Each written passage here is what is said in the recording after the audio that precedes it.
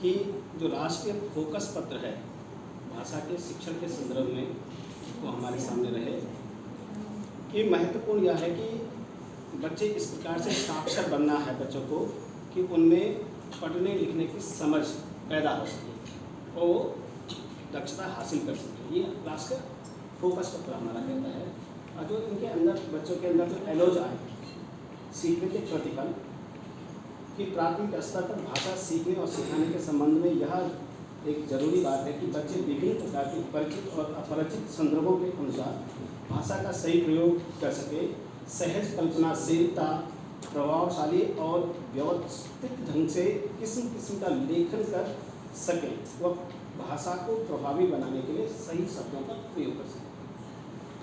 यह कक्षा 1 से लेकर के 3 तक का जो वर्ग है, 4 और 5 वालों का अलग है। हमारे पास जो पाठ्य पुस्तक है वह है रिमझिम, और इस पुस्तक में पर्याप्त पैडालॉजी दे रखी है कि बच्चे बातचीत, गतिविधि और अंत में सृजन तीनों का समाहित है और बच्चे इनसे भी सीखते हैं। परंतु जब हम इसके इतर माना यहाँ पे ये पाठ्य पुस्तक के इतर हमारे पास और क्या चीज़ हो सकती है कि बच्चा नहीं सीख पा रहा है, तब हम रचनात्मक गतिविधियों को लेकर के आगे बढ़ते हैं। और तभी मेरे पास यह विचार आया था कि कौन से ऐसी गतिविधियाँ करें। और उसी बीच क्या हो गया कि कोविड भी आ गया। मैं जिस विद्यालय में हूँ वहाँ में 2017 में गया और उस विद्यालय में कक्षा 1 में एक विद्यार्थी का इनरोलमेंट हुआ था कक्षा 1 में, और लगभग वहाँ से ऐसा हो गया कि ये विद्यालय अब पूरी तरह से बंद होने वाला है। और जो कक्षा 1 में बच्चा नामांकित करा गया था उसको ये कहा गया उनके अभिभावकों को कि आप यहाँ का अध्यक्ष बनाएंगे। तो फिर उन्होंने बड़ा मन करके कि चलो ठीक है उनको अध्यक्ष बना देंगे, उनको वहाँ पे लाया। मैंने वहाँ पे देखा बच्चों का जो उनका आधार था, बुनियादी जो बच्चों के अंदर कौशल थे। इसी बीच कोरोना जब आया तो कोरोना के बाद में बच्चों को, क्योंकि बच्चे 1 का बच्चा 3 में चला गया, 2 का बच्चा 4 में चला गया, 3 का बच्चा 5 में चला गया, और ये बुनियादी कौशलों का कहीं भी उनमें मेरे को नज़र नहीं आया। यानी कि मेरे को एक आकलन करना पड़ा।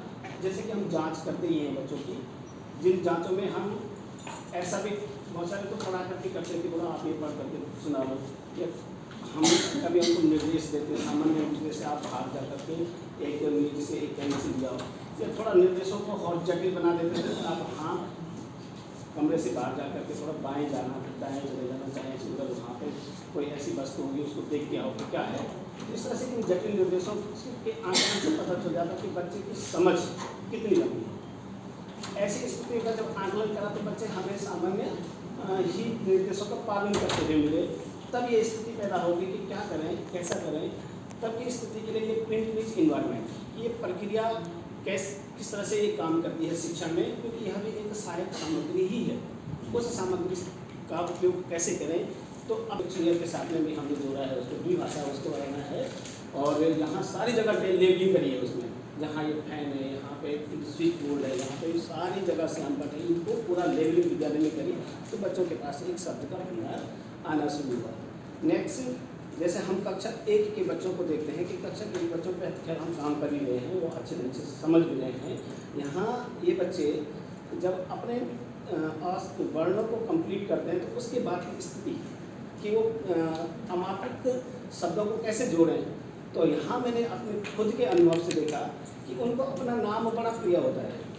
अपने पिता का नाम भी अच्छा लगता है, माँ का नाम के साथ में तो सहज ही रहते हैं। तो मैंने उनका एक कोना बनाया, एक कोना, एक चार्ट पे जो हमारे कक्षा 1 के बच्चे 7 बच्चे हैं, उनका सबका कोना बनाकर उनका नाम लिखा, उनकी माँ का नाम लिखा, उनके पिता का नाम लिखा, दादाजी का नाम लिखा, दादी का नाम, और उन्हीं के शब्दों, उनके जो नाम के जो शब्द हैं उन शब्दों से हमने अनेक शब्द बनाना शुरू करे। जैसे आराधना है तो आराधना के नाम का हमने जैसे आराधना, तो आराधना तो जानती है कि मेरा नाम ये आ है, रा है, धा है, तो हम लोगों को ना, तो अगर रा के साथ में जोड़ देगा तो ये नारा हो गया या आ रा हो गया। इस तरह से बच्चे यहाँ पे बहुत आसानी से सीख रहे हैं। और साथ ही हमने यहाँ पे सार्थक अमार्थक शब्दों की रचनाओं में उनका योगदान करा। ये बच्चे लिख रहे हैं जैसे कि जल घर जल घर कर, तो इस तरह से ये सब चीज़ें होती रही। और उसके साथ जो मैं पढ़ के